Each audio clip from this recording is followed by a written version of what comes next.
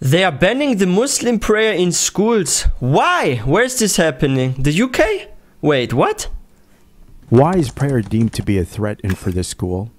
If prayer is a threat in your culture, you need to re-examine yourself. True. So a female Muslim student in the United Kingdom has lost a court challenge against a top London school's ban on Islamic prayer rituals. Michaela Community School in Brent, North London, known for its very strict regulations and discipline, implemented a ban on Islamic prayer rituals. They're so fragile that they lost their religion, and now they want Muslims to lose theirs as well. Yo, is that even legal in the UK? Because I know there's a law in the UK that actually allows the freedom of religion. Isn't that like actually clashing with the law there? Wait a second, can you even do that? Because I know here in Germany we have something similar, and I like talk to people, and apparently they have the same kind of law in the UK. Yo, if you're from the UK, let me know in the comment section, because I believe you have the same law like we have here in Germany, where you have a freedom of religion. That means they can't actually force you to take off your hijab or to not pray. That's not legal, I believe. Muslims to lose theirs as well. They're just enforcing it. The school, headed by Catherine Singh, who is popularly regarded as the strictest headmistress in Britain, introduced this policy in March 2023. They look like straight out of Hogwarts with their uniform. Over its religious observance approach.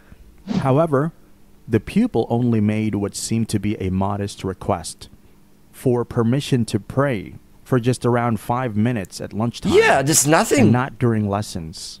Prior to this incident, you know what I find so disgusting, and I see this in some companies here in Germany, and I find them to be such hypocrites, right? So a prayer, okay, if you do voodoo, let's say this is like 7-8 minutes if you have to perform the ablution, right? Like to have to do washing before prayer, the voodoo, then yes, it takes maybe 7-8 minutes. But if you don't lose it and you do it, let's say in the morning, and you just don't use the bathroom until lunchtime, right? And then, yeah, 5 minutes, you just do the fard prayer. Okay, makes sense, right? 5 minutes. But what about those people that smoke cigarettes all the time? I had a company that once kicked me out. This is actually a true life story of mine.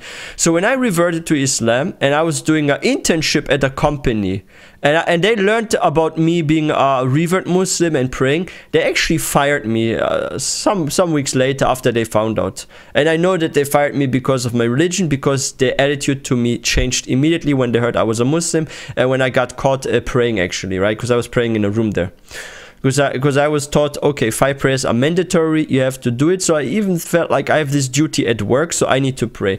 But this company is such a big hypocrite. Why? Because the people with me in office there, they go out to smoke for 6-7 minutes or longer. If I pray 5 minutes, I get fired because I pray. But those that smoke 3 or 4 times during their work time, let's do the math here. So they have to leave the building to go to the door.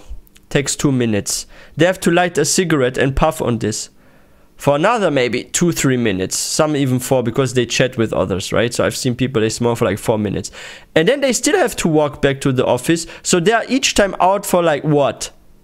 Like 9 minutes or something on average. And they go all like 3-4 times. I have 1, and in winter 2 prayer times. This is still a couple of minutes less than those smoking at the company. Yet they fire me, they don't fire the smoker. Why? Because they don't have a belief. This is crazy, and this is something that bothers me. Maybe this school allows actually smoking in the break, but they don't allow prayer. Like, what if there are students, like, in the higher grades, and they are smoking in the break time, in the lunchtime, right? Like they should ban smoking then. It's at lunchtime, and not during lessons. I don't like this. Prior to this incident, Miss Catherine has been known for her vocal stance on education and opposition to woke culture, attracting significant media attention. And we're all together as one. What our Britishness does is it brings us together, because when you're in a multicultural community where some of our children are Muslims, some of them are Hindus, some of them are Sikhs, some of them are Christian, we've got children from Eastern Europe, and when I say from, you know, they tend to be second generation, but they're grandparents, and sometimes their parents. So you call them non-practicing? India, from Nigeria, from Ghana, from Jamaica, from all over the Caribbean. You know, the fact is that when you have all of that difference, you need something to hold you together. That's, you know what, there's a hidden message, and I'm not a stupid guy. Listen at what she says there, and let me analyze it for you, because there was a hidden message she just said here, and every smart individual can read between the lines and know what's her agenda. Listen to this carefully. what our Britishness does is it brings us together, because when you're in a multicultural community, some of our children are Muslims, some of them are Hindus, some of them are Sikhs, some of them are Christian. We've got children from Eastern Europe. And when I say from, you know, they tend to be second generation, but their grandparents, and sometimes their parents, are from India. What is her agenda here? Why does she focus so much on calling them, oh, they're second generation? They come from, like, so she's basically saying here, they come from a background of a certain religion, and now they are second generation, right? So, and she's doing like the banning on the Muslim prayers. Like if you count 1 + 1 together, right? So she says, okay, their ancestors, they come from a certain, or their parents from a certain background, maybe a religious faith, but they are second generation. So what do you want to do? You want to indoctrinate them atheism or some thoughts of doubts into their religion, because why else you focus so much on the heritage and point out here in this conversation that their students are second generation? So you want to make them lose their roots or what? Like this is like indirectly saying, okay, so their parents are something, but they are second generation. Why does it matter what their parents are? Why are you pointing this out? And why do you have to say they are second generation here? So is your wish to actually remove them from their faith? Because that's how you make it sound like. Yeah, from Nigeria, from Ghana, from Jamaica, from all over the Caribbean. You know, the fact is that when you have all of that difference, you need something to hold you together. That's what makes a country. The issue was then referred to the High Court, where the pupil, whose name is still not mentioned due to legal reasons, argued that the ban is discriminatory. It definitely is. And affected her ability to practice her religion, which includes prayer as a fundamental pillar. However, the British High Court judgment delivered on April 24th, 2024, presided by Justice Thomas Linden, upheld the prayer ban despite the pupil's claims of breach of religious freedom. It is a breach of freedom. The policy was justified by the secular ethos of the school and did not infringe on the pupil's religious freedom, since alternative schools were available. It is important to note that this policy is contradictory. This is actually really, really bad, and no country should be doing this. If they actually refuse the appeal, right, like that this is actually a breach of religion, and then they say since alternative schools were available.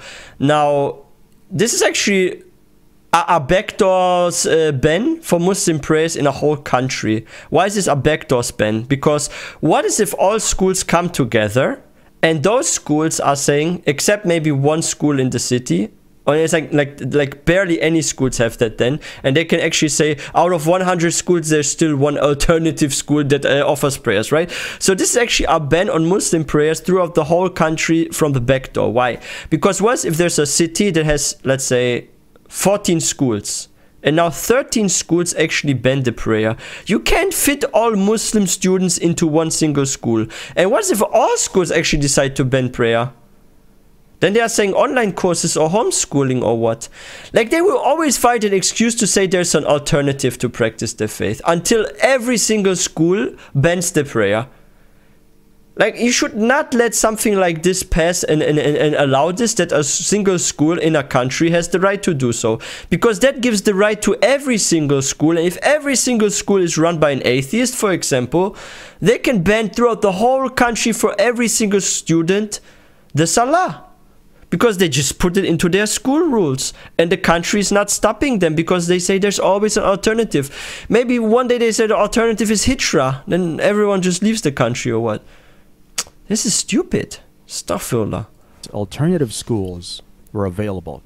It is important to note that this policy is contradictory to the history of educational inclusivity in England, where religious diversity and accommodation have been long-standing traditions. English education has a lengthy history of accommodating religious minorities. Dating back to the 1833 government subsidies for various religious school buildings, and the 1870 Forster Education Act, which allowed religious differences in schools. Local educational authorities have accommodated Muslim needs similarly to those of Jewish and Catholic communities since the 1960s. The insistence on traditional values at Michaela's school has sparked debate over what truly constitutes tradition and inclusion in education. True inclusivity, as historically supported, involves accommodating the diverse needs of all students rather than enforcing a uniform ban on religious expressions.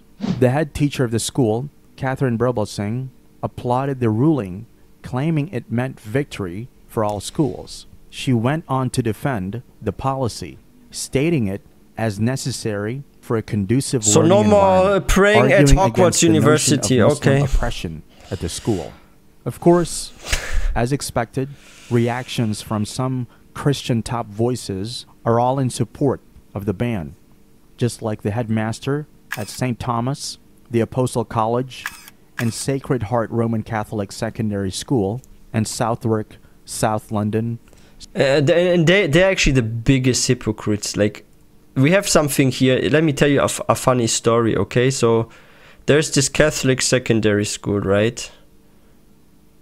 And there's something funny here in Germany. So we have like a elderly care company here in Germany where some Muslim sisters are working for. And no, this job is definitely not halal because they serve pork there. And there's also free mixing when it comes to the washing of the patients and stuff. But despite there being haram, there are still some Muslim women working in this company, right? And you know what's like funny about this Christian company for elderly care here in my area is that this one is actually run by nuns. And what are nuns wearing? They're wearing something similar to the hijab. They're also covering themselves.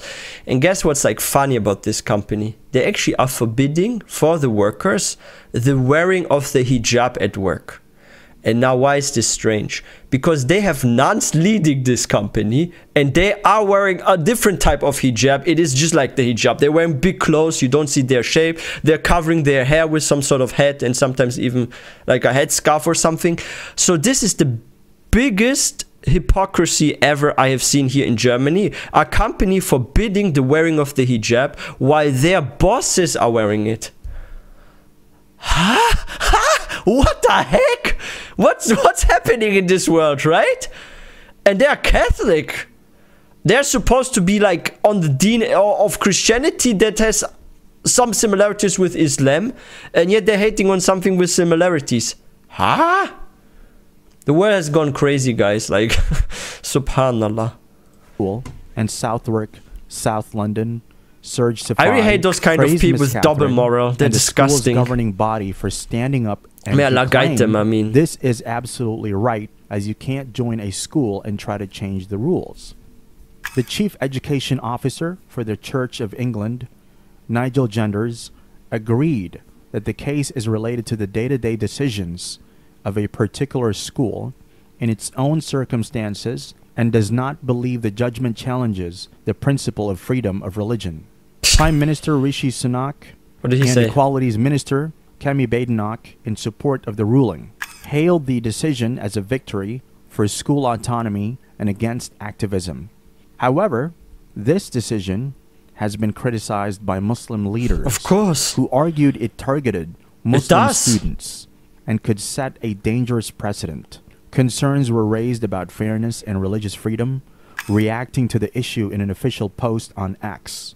The London Central Mosque expressed disappointment and disagreement with the court's ruling, stating the United Kingdom is known for its protection of religious freedom. Yeah, what comes next? Also A ban on reacting to the hijab? court's judgment, Dr. Abdul Azim Ahmed, the Secretary General of the Muslim Council of Wales, expressed his disappointment with a court decision that, in his view, failed to uphold a long-standing principle of British law. He's right. However, Imam You know, it's like also the problem here.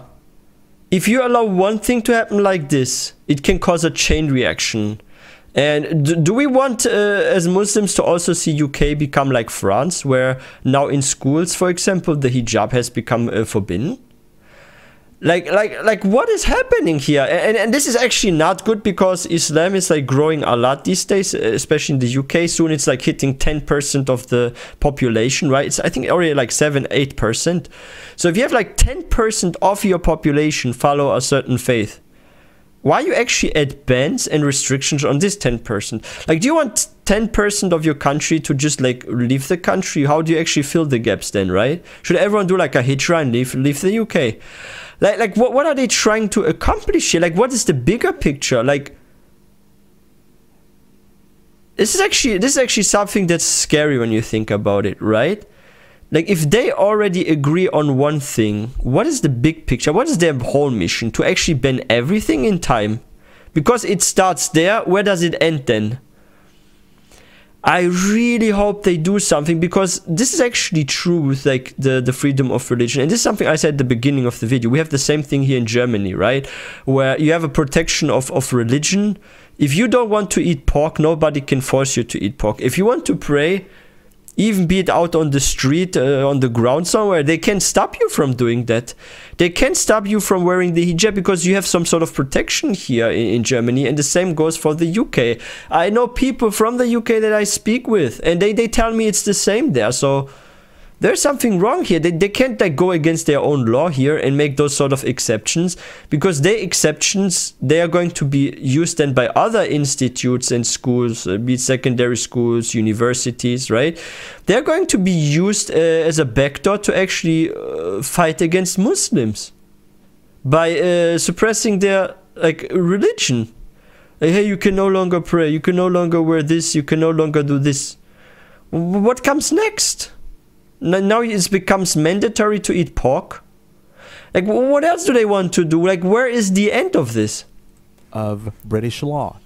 However, Imam Ajmal Masroor from London has expressed his intentions to encourage the People's Family to appeal the High Court judgment. Yes. Seeking a more nuanced hundreds of thousands of complaints. He stressed the importance of the 5 daily prayers in Islam, describing them as integral to a Muslim's identity, yes, and non-negotiable. It differs us from in kuffar. Response to the Equalities Minister's post, a user identified as Ben criticized the minister, noting that her speech depicts hate and divide, which is a direct opposite to the office portfolio she holds.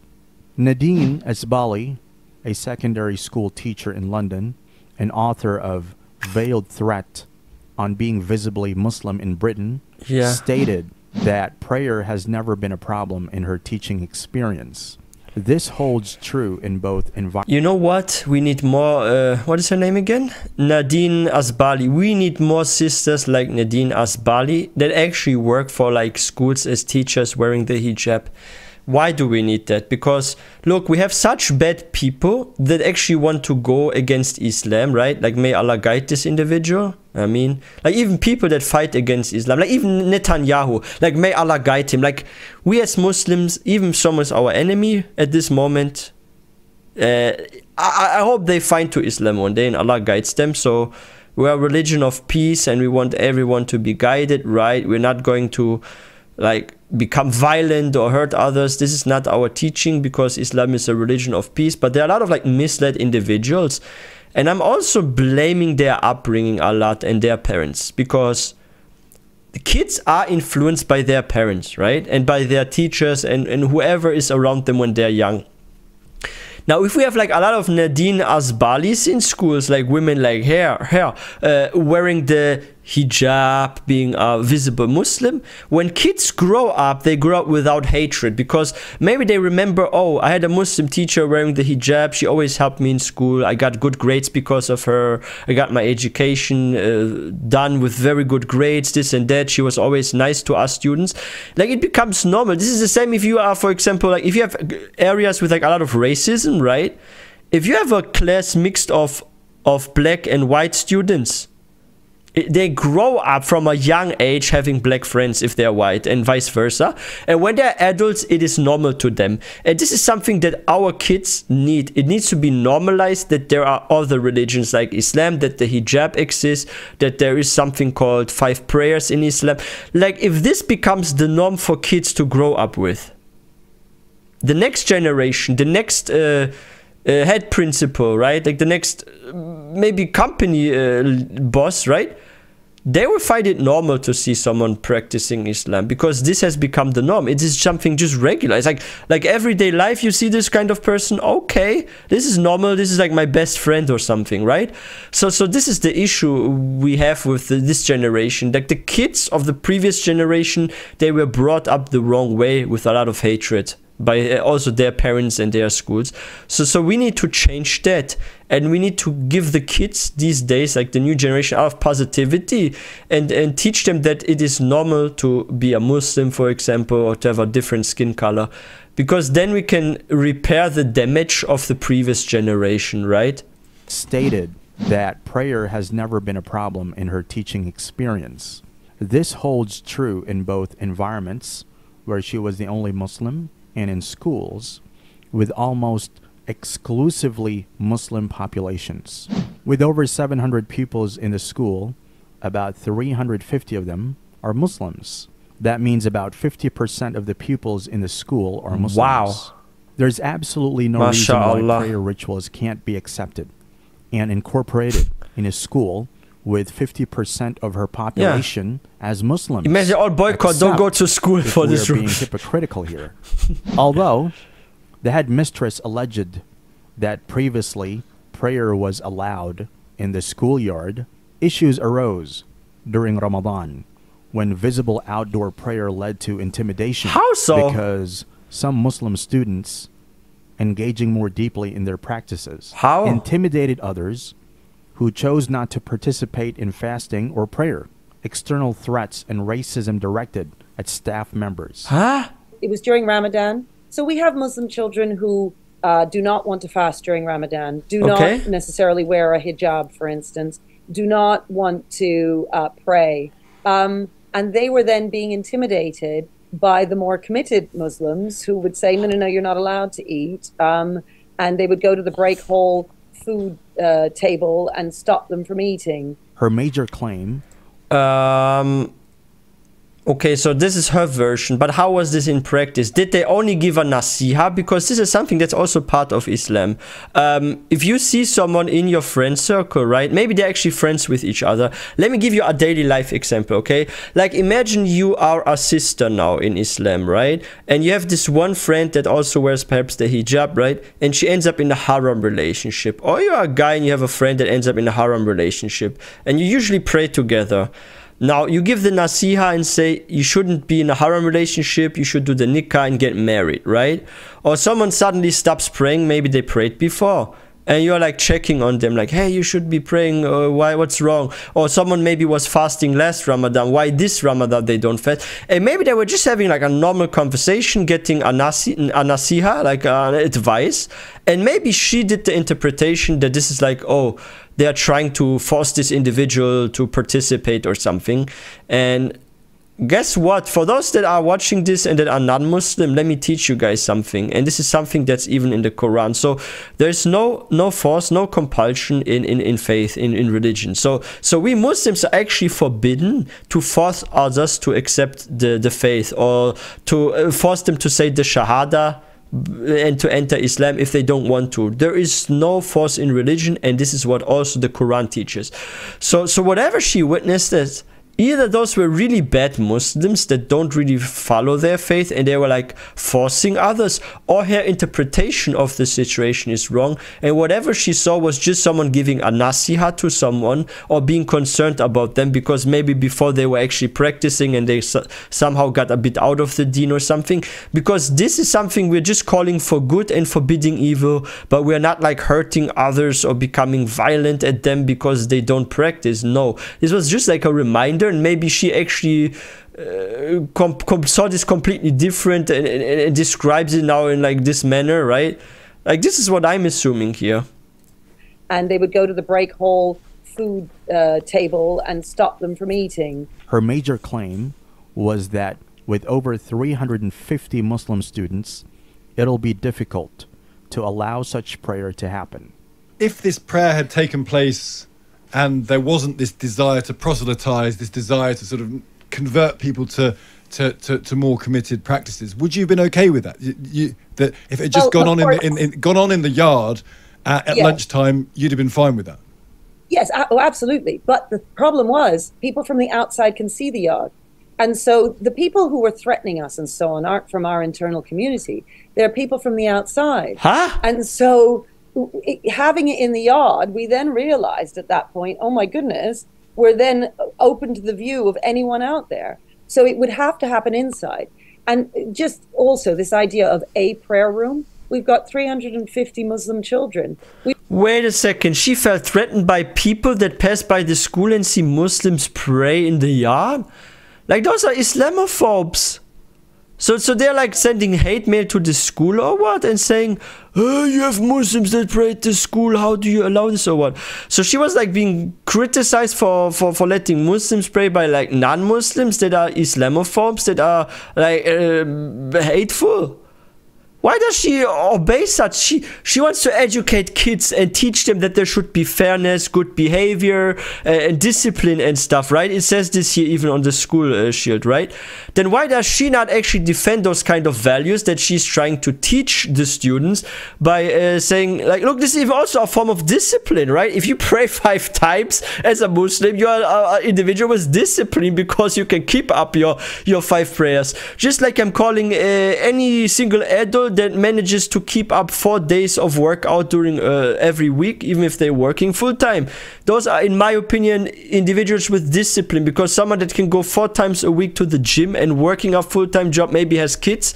This person has discipline because he can keep up his fitness schedule despite being under pressure. Same with Muslims that pray 5 times. This requires discipline. So some of the values she's teaching are also found in Islam. There are some parallels here, and she actually fights her own values in a way by this even. This is actually stupidity.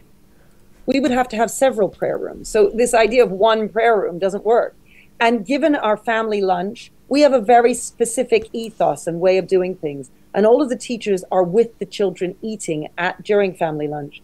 So in order to make prayer rooms happen, we would have to abandon our silent corridors. We'd have to abandon our family lunch. We would have to abandon having bags in the classrooms, and the kids would have to carry their bags and coats around with them. All of the stuff that makes Michaela Michaela would not be able to exist in conjunction with allowing the children to free roamly in order to access various rooms over lunchtime. It is important to note that the school operates within a restrictive building originally designed as an office block, and due to the physical and philosophical ethos of the school, there are no prayer rooms provided. A decision they claim is clearly communicated to families upon enrollment. Although Catherine claimed the school is secular, the version of secularism promoted by the school is culturally Christian, which inadvertently accommodates Christian practices and holidays while potentially excluding other religions. That's not fair. If she claims the ban is due to threats, would they be banning Christmas holidays because that's based on Christian values? Exactly. This is like I said earlier with this nursing home for elderly care, right? Where you have like a Christian faith there, right? And everything Christian is allowed there, but everything with Islam is like kind of looked down on, and you can't wear the hijab. But if you are a nun, you can still keep your clothes on in this company. Like, this is something that's actually very, very shocking to me when I see like people are coming up with the worst excuses, and they then themselves do something so hypocritical, like here, you don't get Ramadan, but you get Christmas. Like, wait, what? Plus, Christianity is also an introduced religion to Europe, including the UK, for those of you that didn't know. Where did Christianity originate from? It comes from Jesus, peace be upon him, and started in Israel, what is in the Middle East. So that's not a European faith that started in Europe. It was one that was introduced and brought over, just like Islam is coming now to Europe. So why are you... Like I heard the other day someone tell me something, and I wanted to use my own head and smash it against the wall because this stupidity nearly killed me. Someone actually I spoke with about Islam said, Christianity is Europe's religion, and it is the European religion that comes from Europe. And I said, wait, it comes from Europe? Does this mean that Jesus, peace be upon him, was born in Europe and he lived there and received the message here? And that person said, no, it was Israel, I think. And then I said, if it was Israel, how is Christianity a European religion? Wasn't it brought over by the Roman Empire back in the day? And then like, yeah, right. You see, like this is the thing. There's like a lot of stupidity. People, they don't even think much before they make choices or what that could mean. Like earlier, what did she say? People from outside were being hateful, right? But she says like people need to be protected, people need to have discipline and this. And like she's trying to protect her students from threats from within, but she can't protect her students from threats from outside. So one group gets protection, but the other doesn't get protection, or what? Makes no sense. Would they be banning Easter holidays?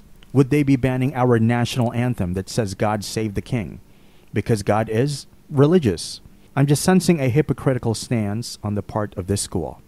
And would this school that is avowedly secular, as you call it, would they be banning Christmas holidays because that's based on Christian values? Would they be banning Easter holidays, again based on Christian values? Would they be banning our national anthem that says God save the king because God is religious? I'm just sensing a hypocritical stance on the part of this school. Yes. This is definitely a wake-up call to parents who value dunya over the hereafter.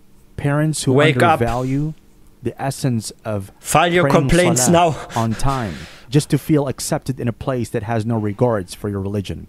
Of course, there are several other high-standard good schools that give room for such. MashaAllah. Teachers in the UK May Allah bless are those schools. expected to foster the spiritual, moral, social, and cultural development of students, which seemingly contradicts the school's restrictive policy on prayer. The irony here is that UK schools generally are not strictly secular. They typically include some form of communal worship. From personal teaching experience, inclusive practices regarding prayer have shown positive outcomes in student interactions. They tend to be more calm. Understanding across different faiths. The policy at Michaela Community School, however, seems to favor a divide and conquer approach, purportedly protecting students from peer pressure related to religious practices. The ban indirectly discriminates against Muslim, the primary group affected by such restrictions on prayer. The school's academic success places parents in a difficult position of choosing between educational opportunity and religious practice, especially pertinent in the socially deprived area of Brent, where many Muslims reside. There is a growing concern do this in Birmingham that Muslim practices are increasingly being viewed through a lens of extremism or being anti-British. Upholding the prayer ban at such a successful school perpetuates this narrative and could potentially alienate Muslim students further. Yeah, and it increases discrimination further. Yeah. Yo, this video upset me a little. Sorry if I was ranting earlier a few times, but this like really gets to my heart and makes me upset because like I made bad experiences myself with like discrimination by a company before, and I got like fired just because I'm a Muslim. So I'm a bit sensitive on this, and I've heard from like some sisters like stories where they work at a Christian company where they're like nuns, actually the founders and bosses at this company, and they're actually asking them to take off the hijab and stuff, even though the nuns there still wear it. So those kind of things upset me. I see in this video here like a lot of parallels with like personal experiences I made and from people around me. So this of course like hits differently than if I was someone that was like never involved or like experienced such things, right? So yeah, I really don't get this. Like people are way too educated these days to actually not see that there's like some really hypocrisy going on here. You're like protecting one group of students but then you're harming the other group of students. And you know, it's like funny if they actually made an interview with the students at this school and you asked the students that are non-Muslim, hey, do you actually care if your classmate leaves for 5 minutes and goes to another room to pray? Like, do you feel bothered by them going to the next room and praying? Like, does this affect your daily life in a negative way? Do you become depressed? They will all say that they don't care. Like, they couldn't care less what the other students do. If they leave for 5 minutes, go to another room, like, why does it matter? Someone could go to the toilet for several minutes. Someone could go smoking in front of the door. Like, it doesn't matter to the students, really. And those individuals, if they really are being forceful with the religion on students, then send them on leave, send them home with a complaint for 1 week to their parents that they are doing something bad, that they're forcing others or for doing certain things, right? Like, you can actually invite the parents to school, send them on leave for some days, punish them, give them extra homework. Like, you can discipline those students that are trying to force others to do something. But just because a few individuals are doing something, apparently, and we don't even know if they did this, maybe they just gave a normal nasiha in a peaceful manner, or maybe they're actually close friends. But if they really did something wrong, then punish those individuals and not do a collective punishment, because collective punishments, they don't solve anything, in my opinion. But yeah, guys, that's it for today's video. If you guys are new to this channel, please don't forget to hit that subscribe button for more content. If you guys enjoyed this video, please don't forget to give this one a thumbs up, and I will see you guys next time, inshallah.